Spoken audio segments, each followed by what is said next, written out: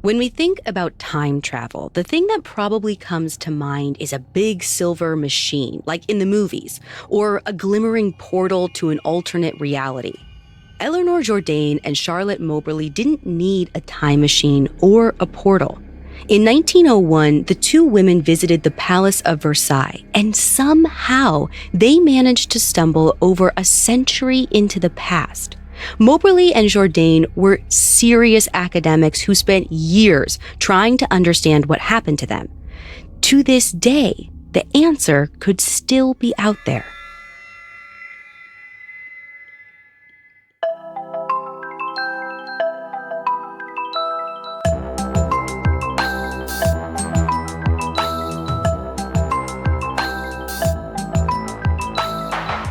This is Supernatural, a Parcast original.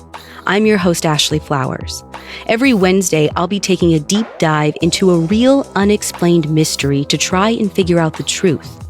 You can find episodes of Supernatural and all other Parcast originals for free on Spotify. And if you like what you're hearing, reach out on Facebook and Instagram at Parcast and Twitter at Parcast Network.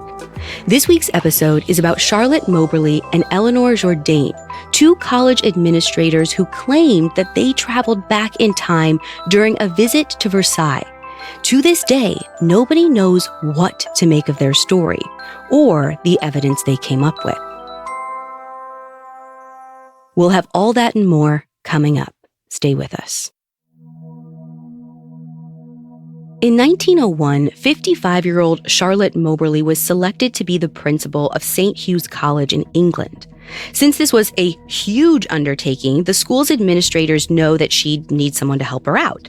So they hire 38-year-old Eleanor Jourdain to be her assistant. The women have a 17-year age difference, but the pairing is a perfect fit. Both of them are intellectuals with a proven track record. And keep in mind, this was the early 20th century. Females in academia weren't that common, especially at such a high level. The women decided that they want to get to know each other a little bit better before the school year starts. So they plan a trip to France that August, where they'll be visiting the Palace of Versailles. Versailles was the former royal residence of King Louis XIV. This guy was famously opulent, and it shows. Versailles is huge, spanning thousands of acres, and it's filled with intricate paintings, gilded statues, and lush gardens. And since it was basically the seat of political power for over a century, it's filled with tales of royal court intrigue. So it's no surprise that in 1901, when Charlotte and Eleanor arrive at the estate, they're excited to explore. The place that they most want to visit is the Petit Trianon. I should point out that the women didn't know all that much about French history, but Charlotte had read an article about Marie Antoinette when she was a little girl. So she knew the Petit Trianon was this small, decorative little chateau that Louis XVI gave to his wife Marie shortly after they got married. Because Versailles is huge, Charlotte and Eleanor aren't exactly sure where to find the Petit Trianon. They know it's on the palace grounds, around a mile away from the main palace, but that's really all the information that they're working with. Fortunately, it's a gorgeous afternoon and the women are hitting it off, so they don't really bother asking for directions. They just kind of start walking and roaming. The whole time, they're just laughing and talking, and it takes them a while before they realize that they're lost. Before, the women could see other tourists here and there peppered through the grounds. But now, they were completely alone, which just does not seem right. I mean, this is Versailles in August. There should be tourists everywhere. Charlotte and Eleanor aren't really sure what to do, but they figure that they'll bump into someone before too long and they can ask for directions, so they just keep walking. After some time, they come to a rundown farmhouse. It seems deserted, but near the farmhouse is a plow that's been left lying on its side. The two women are looking at the plow when they feel this deep depression and sense of fear come over them.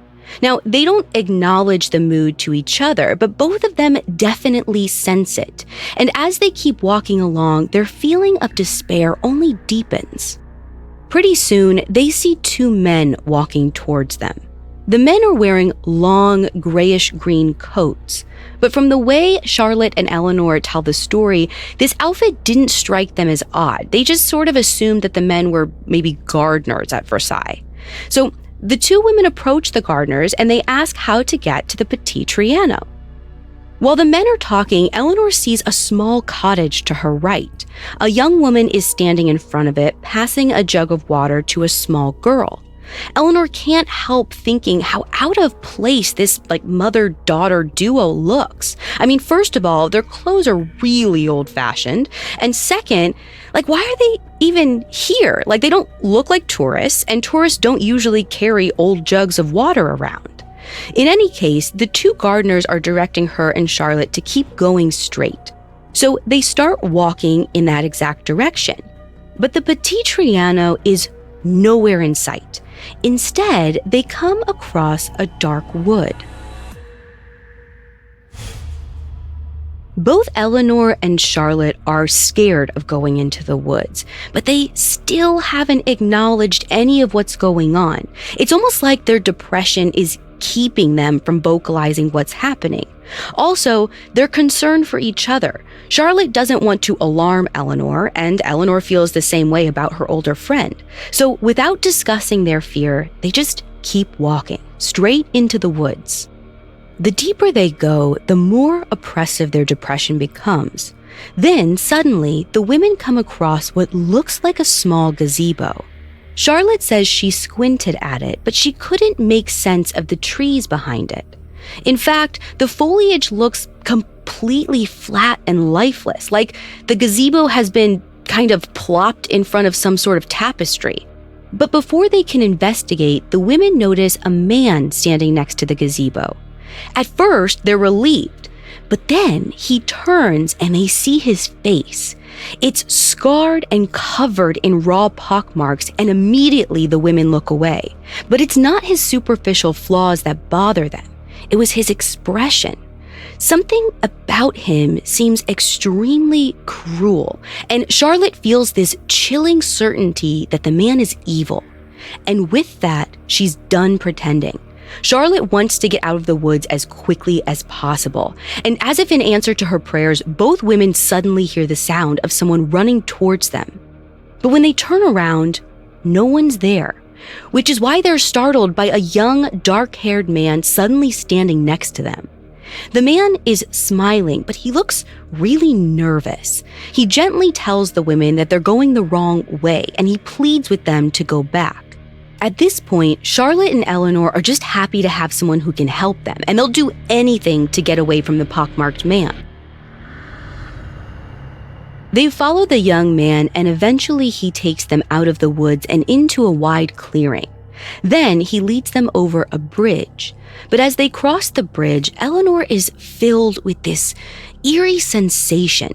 She feels as if she is surrounded by people on all sides. Now, this doesn't make any sense because the bridge is completely empty except for Charlotte and Eleanor and the young man. But Eleanor's feeling of being surrounded is so strong that she's literally pulling her skirt out of the way as if she's making room for invisible pedestrians. Eleanor is really creeped out by this, but she gets distracted by a small chateau up ahead. Immediately, both women know it's the Petit Trianon. But Eleanor doesn't feel relieved. In fact, the feeling of gloom that's been plaguing her only gets worse. And Charlotte feels the same sense of despair, but she's distracted from her dark mood when she sees a woman sitting in front of the chateau. The woman is wearing an old-fashioned green dress, a white hat, and she appears to be sketching some sort of drawing. Just as Charlotte and Eleanor are about to pass her, the woman looks up from her picture and stares right at both of them. Something about her face and perfect stillness totally creeps Charlotte out. Suddenly, a young footman bursts out of the chateau behind the drawing woman. He yells at Charlotte and Eleanor and says that they're trying to access the chateau through the wrong door. He tells them to use the entrance on the other side. So they go around the house to the main entrance, and the second they walk through the door, they feel this huge change. Coming up, we'll explore whether Charlotte and Eleanor traveled back in time. Hi, everyone. I'm Kate from Parcast Network, and I'm here to introduce a brand new podcast I think you'll love. It's called Blind Dating, and it's a fun twist on a classic setup. Every Wednesday, YouTuber and host Tara Michelle introduces one hopeful single to two strangers in a voice-only call. Through a series of illuminating games and questions, they find all the sweetness and awkwardness of a first date, minus the distraction of appearances. But once our hopeful single chooses their match, the cameras are turned on, and it's either butterflies or goodbye. You know you can find love in a bar or on an app. Why not a podcast? Blind Dating airs weekly with new episodes every Wednesday. You can find and follow Blind Dating free on Spotify or wherever you get your podcasts. Now back to the story. The instant Charlotte and Eleanor walk through the door of the Petit Trianon, their oppressive sadness lifts. Instantly, they feel lighter and they're surrounded by tourists again. At this point, Charlotte and Eleanor are super weirded out, but honestly, they're so relieved to be among normal-seeming people that they tour the chateau as though nothing had happened. They even stop at a cafe for tea afterwards, which is the perfect chance for them to chat about what just happened. But for some reason, they say nothing. It's almost like they're too stunned to put it into words. The two women return to Paris, and a whole week goes by. Meanwhile, Charlotte can't stop thinking about what happened at Versailles. It just keeps bothering her until finally she has to talk to Eleanor. She just straight up asks Eleanor, "Do you think the Petit Trianon is haunted?" And Eleanor simply tells her, yes.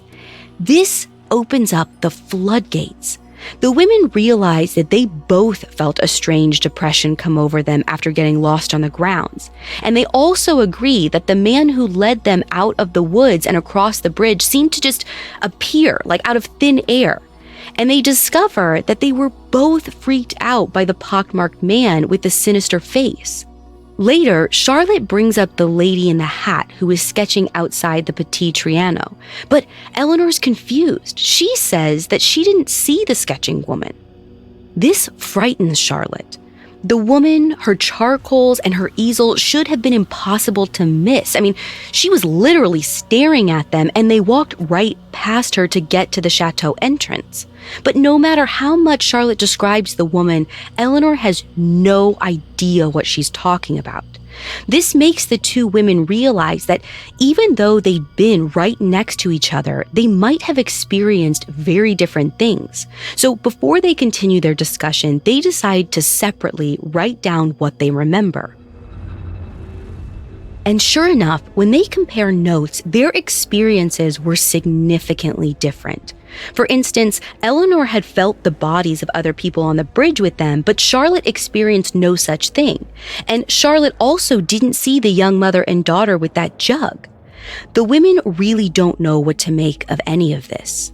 Charlotte is leaning towards Versailles being haunted by ghosts, but Eleanor isn't sure. It sounds too silly. For a few months, they don't really talk about their experience with anyone else. Then, in late 1901, a French friend happens to drop in on Eleanor for a visit. Almost as a joke, Eleanor asks her friend if she's ever heard of the Petit Trianon being haunted, and the friend instantly says yes. She explains that on certain days in August, a lot of people have reported seeing Marie Antoinette sitting outside the Petit Trianon in an old-fashioned dress and hat. Eleanor is stunned. She immediately writes to Charlotte, and after doing some research, Charlotte confirms that they actually visited Versailles on August 10th, 1901, which is significant because on this exact date, over a century earlier, the French Revolution kicked off. Basically, in the late 1700s, French citizens were angry about a bunch of things. Food was super expensive, and it seemed like every single government official was corrupt. Everyone was looking for someone to blame, and that person was Marie Antoinette. It had been decades since she moved to France from Austria to marry Louis XVI, but the French people always saw her as an outsider. And she even had more of a reputation than her husband for being super lavish. So in 1792, when the revolution was at its height, the mob went straight for her. They killed Marie's guards, imprisoned her and her family, and a few years later, Marie and Louis were executed by guillotine. The French Revolution coincidence sends Charlotte and Eleanor on a spiral of wild possibilities. Charlotte wonders whether they saw Marie Antoinette's ghost, but Eleanor has an even stranger theory. She asks Charlotte whether she thinks it's possible that the two of them entered into one of Marie Antoinette's memories. Like, maybe in the years leading up to her capture, Marie Antoinette was sitting in front of the Petit Trianon, knowing that a mob would come for her soon. Eleanor explains that if they somehow entered Marie's memory of that day, then the overwhelming sense of fear and depression they experienced makes perfect sense. Obviously, this is a crazy theory, but at this point, the two women are desperate for some sort of explanation. So in 1904, sometime after their initial visit, Eleanor and Charlotte decide to return to Versailles to do some more research. And what they discover is shocking. First, everything about the Versailles grounds looks completely different. Distances are shorter and whole landmarks are missing. And no matter how many times they circle the estate, they can't find the gazebo in the woods. They can't even find the woods. And that bridge that Eleanor and Charlotte walked across is missing too. The two women immediately start researching old maps and asking around about the missing landmarks. They finally get a break when they learn that there was a bridge on the grounds of Versailles. In 1789, there had been a small bridge on the estate, but it had since been torn down. Naturally, the women are freaked out. Like, how in the world were they able to walk across a bridge 112 years after it had been destroyed? They really don't have a choice but to keep digging for answers. And keep in mind, they are both academics, so this sort of deep dive research is totally within their wheelhouse. During their visit, remember, Charlotte and Eleanor had seen a plow of some sort laying in the garden. But after interviewing local experts, they're told that plows haven't been used at the Trianon for over a century. They also learned something about the men in long green coats. As it turns out, the only officials at Versailles who ever wore green coats were Marie Antoinette's personal guards back in the 1700s. As far as the scary man with the pockmarked face, Charlotte and Eleanor find a man who fits the description. He was known as the Comte de Vaudreuil. Now, the Comte was Creole, so he had tanned skin, just like the man they saw. He reportedly suffered a terrible case of smallpox, which left him with a scarred, pockmarked face. And he was allegedly the lover of Marie Antoinette's best friend, Gabrielle du Polastro. The Comte isn't known in history as an evil guy per se, but he was supposedly domineering and socially cunning. And it's no secret that a lot of aristocrats in King Louis XVI's court were pretty snobby, unfriendly people. At any rate, the women are pretty sure that this was him, and the only theory that they can think of to explain all of this is that they time traveled. Now, it definitely sounds really irrational and impossible, even to them, but honestly, they can't figure out a better explanation. And as time goes by, they become more and more certain that they somehow stumbled into the past. So obviously, I know this story is really out there. We only have their word that any of this happened, and they could easily be making it up. But the thing is, Charlotte and Eleanor aren't the only ones who claim that they traveled to a different time. Allegedly, in October 1979, two couples from Britain, Jeff and Pauline Simpson, and their friends Len and Cynthia Gisby, were holidaying in Montélimar, France. It's their first night, and they're riding high on the fact that they're on vacation in another country. But they've also had a huge drive, so they're pretty exhausted. They start looking for a hotel to retire in for the night, and after lots of fruitless circling, they discover this old-fashioned 2-story building. It's labeled simply Hotel. The building itself looks decrepit. It's definitely not something that they would pick as a first choice, but it's getting late and they're just happy to have found somewhere. So they rush inside. They don't really describe the person at the front desk, except that it was the hotel's owner and he didn't speak any English, but they're able to piece together that he has vacancies. They're super relieved, but their mood totally changes once they see their 2 rooms for the night. They can't believe how bare bones and old-fashioned everything looks. For one, the windows inside the rooms have wooden shutters and no glass, which is really bizarre. And the doors are so medieval seeming, like in place of a key and a lock, they have just like wooden catches. Neither of the rooms have a telephone, which in 1979 is completely unheard of, but the 2 couples aren't in a position to complain, so they just turn in for the night. Nothing remarkable happens during the night, but the next morning when the 2 couples go down for breakfast, they are in for a huge surprise. Coming up, we'll piece together what might have happened to Charlotte and Eleanor and the 2 couples. Now back to the story. When Jeff and Pauline Simpson and Len and Cynthia Gisby come down from their rooms for breakfast, they are shocked. One of the people at the table is a woman in an old-fashioned ball gown. The other 2 are French police officers, but their uniforms seem really dated, like something out of the 1900s. They definitely don't look like other cops that they've seen around town. The couples are weirded out, but they kind of chalk it up to the foreign locale. Like, they are in the southeast of France, so who knows what this town's thing is, and their next surprise is actually a pleasant one. When the Simpsons and the Gisbys go to check out, they're told they only have to pay 19 francs, which is insane for 1 night, 2 bedrooms, and 4 breakfasts. It should be more like 250 francs. Suddenly, they love this rickety old place. They slept well and had a yummy breakfast, all for 19 francs. The 2 couples are sold. They even take pictures of the hotel before heading off to their next destination. So fast forward a few weeks later, they're now on their way back home, and they decide that they want to stay at this hotel again. They get to Montélimar and they find the exact street that the hotel was on. But no matter how much they look, they can't find the place. When they ask town locals for help, nobody knows what they're talking about. Eventually, the couples are forced to just give up and stay somewhere else, and they're charged the typical 200 francs on checkout the next morning. They get back to Britain, and they probably would have chalked the whole thing up to bad directions, but something weird happens.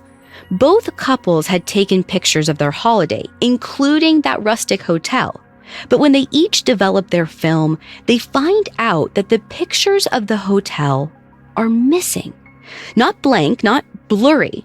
The pictures themselves are just gone. They sort through all their film again and again, but they can't find a single one. The couples are so disturbed by this that they supposedly travel back to France just to search for the building, but the trip turns up empty again.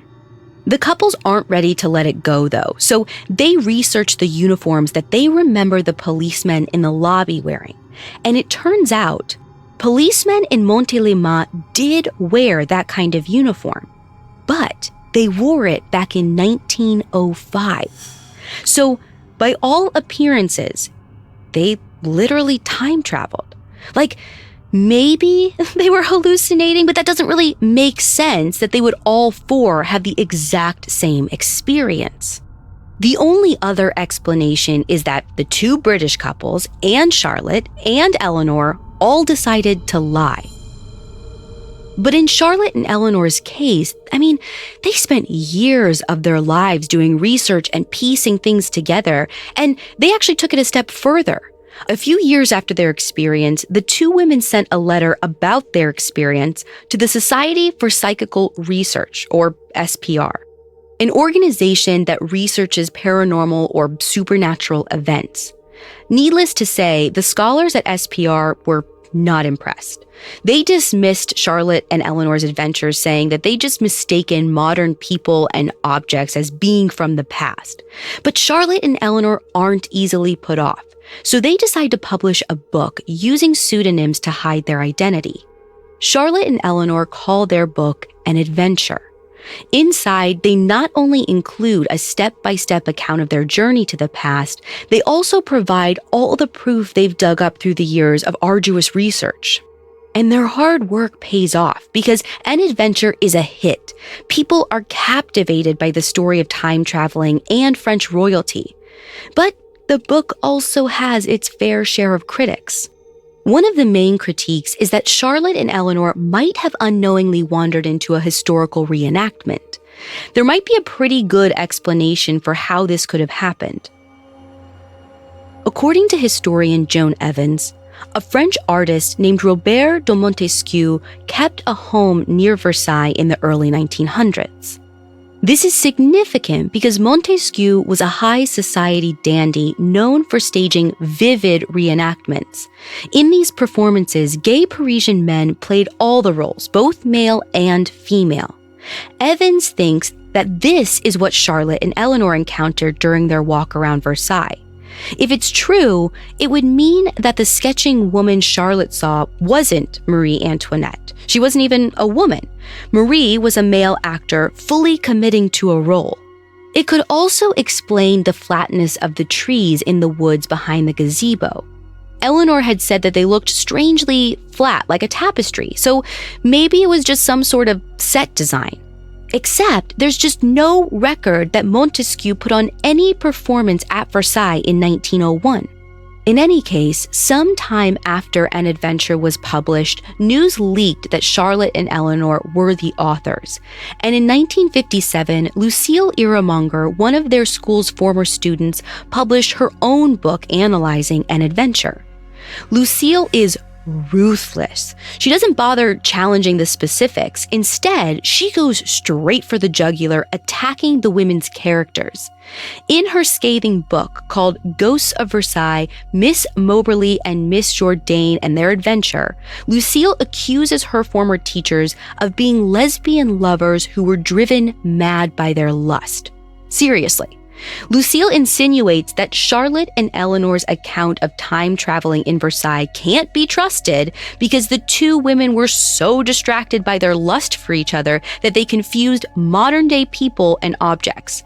Now, obviously, this is incredibly homophobic. Like, sure, the two school teachers were companions, but there's no evidence to speak to their being any more than friends. And even if they were in love, like, what does that have to do with their credibility? And last I checked, there's no proof that gay relationships cause hallucinations of French royalty. Modern-day critics don't buy Lucille's theory, but they also don't think that Charlotte and Eleanor stumbled into some kind of reenactment like Joan Evans said either. They simply think that Charlotte and Eleanor had fanciful imaginations. But this honestly doesn't match up with what we do know about these women. Charlotte and Eleanor weren't frivolous people. They were serious academics. Like, maybe they got some publishing money for their book, but why risk their reputations with such an insane story? Also, time travel isn't that far-fetched. In fact, scientists say it's totally possible. Now, experts say traveling forward in time to the future is much more probable than the reverse. But according to Albert Einstein's theory of special relativity, journeys to the past are theoretically possible. This would require passing through a black hole or even a wormhole, but with how limited our concepts are on these things, it could be equally possible to just stumble into the past somehow, or to not realize when you've crossed an invisible threshold. We just don't know enough yet scientifically to say that this isn't possible. Which means it's impossible to say what exactly happened to Charlotte Moberly and Eleanor Jourdain that warm summer day in Versailles. They might have been mistaken. The entire experience could have been a subconscious invention of their imaginative minds, or an idea for a book deal that they made up after the fact. Or maybe they did see Count Versailles' scary pockmarked face. Maybe they did walk through a portal and across a bridge into a bygone era. In which case, it's possible the portal is still there in Versailles, just waiting for the next person to stumble into the past.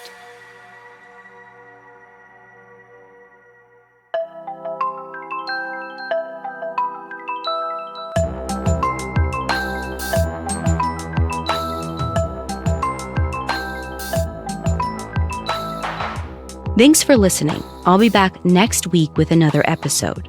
You can find all episodes of Supernatural and all other Parcast originals for free on Spotify. Spotify has all your favorite music and podcasts all in one place. They're making it easier to listen to whatever you want to hear for free on your phone, computer, or smart speaker. And if you like this show, follow @Parcast on Facebook and Instagram and @Parcast Network on Twitter. Supernatural was created by Max Cutler and stars Ashley Flowers and is a Parcast Studios original. It's executive produced by Max Cutler, sound designed by Carrie Murphy, with production assistance by Ron Shapiro, Carly Madden, and Joshua Kern. This episode of Supernatural was written by Abiageli Odimegu, with writing assistance by Ali Wicker and Drew Cole. To hear more stories hosted by me, check out Crime Junkie and all Audio Chuck originals.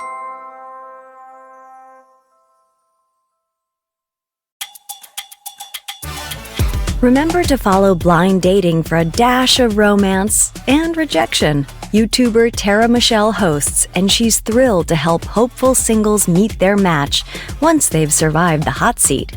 Follow Blind Dating free on Spotify or wherever you get your podcasts.